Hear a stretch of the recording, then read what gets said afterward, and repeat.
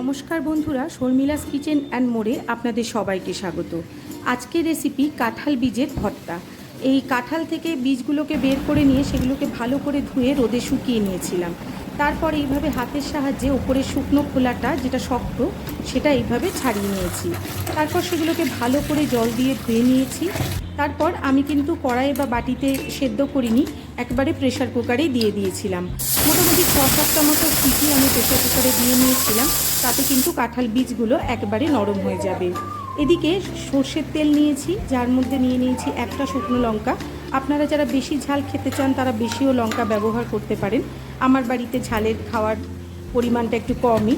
তারপর এখানে প্রেশার কুকারের পুরো ভাপটা বেরিয়ে গেলে কাঁঠাল বীজের জলগুলো ঝরিয়ে নিয়েছি। এখানে নিয়ে নিয়েছি একটা প্লেটের ওপরে, যেহেতু গরম ছিল তাই চামচ দিয়ে হাত দিয়ে প্রেশার দিয়ে এইভাবে কাঁঠাল বীজগুলোকে আমি মেখে নিয়েছি।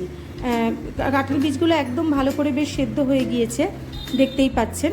তারপরে এখানে লবণ আর শুকনো লঙ্কা ভালো করে হাত দিয়ে ডলে ডলে মেখে নিয়েছি। এই মাখাটাই কিন্তু এই ভর্তার আসল মজা।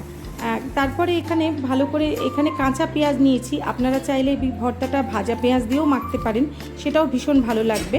আমাদের বাড়িতে এইভাবে কাঁচা পেঁয়াজ দিয়ে ভর্তা মাখা হয়। কাঁচা পেঁয়াজ আর শুকনো লঙ্কাটা ভালো করে মেখে তার মধ্যে একটুখানি কাঁচা লঙ্কা কুচি দিয়ে নিয়েছি, আর এর মধ্যে দিয়ে দিয়েছি লেবুর রস। লেবুর রস দেওয়াতে কিন্তু একটা দুর্দান্ত টুইস্ট আসবে এই ভর্তায়। লেবুর রস দেওয়ার পরও পেঁয়াজটা ভালো করে এইভাবে মেখে নিয়েছি।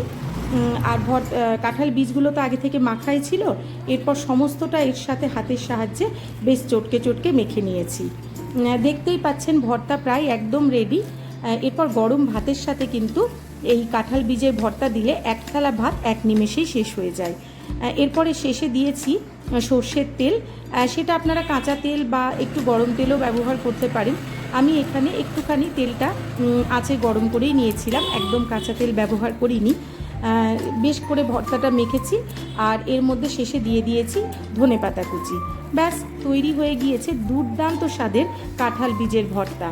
গরম ভাতের সাথে এই কাঁঠাল বীজের ভর্তা এইভাবে একবার বাড়িতে পরিবেশন করে দেখবেন, আঙুল চাটতে বাধ্য থাকবে। আপনারা যারা আমার ভিডিও দেখছেন প্লিজ ভিডিওটিকে লাইক এবং সাবস্ক্রাইব করে দেবেন। নমস্কার।